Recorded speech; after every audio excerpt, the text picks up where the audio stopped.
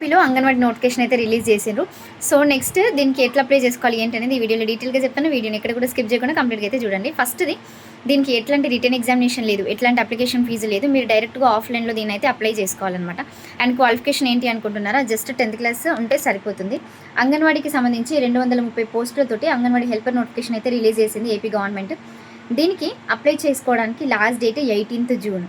Next ఇది only married అయిన women's మాత్రమే అప్లై చేసుకోండి. ఏజ్ కనుక మనం చూస్తే 21 ఇయర్స్ నుంచి 35 ఇయర్స్ వరకు ఏజ్ రిలాక్సేషన్ అనేది కేటగిరీస్ని బేస్ చేసుకొని వర్తిస్తుంది.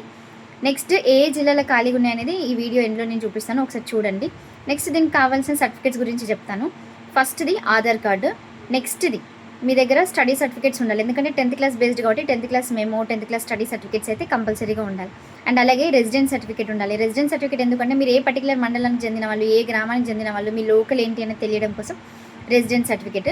స్టడీ సర్టిఫికేట్స్ 1 to 7 ఉంటే ఇంకా మరీ మంచిది. అండ్ అలాగే మ్యారేజ్ సర్టిఫికేట్ కనుక ఉంటే ఓకే, లేకపోయినా కూడా పర్లేదు.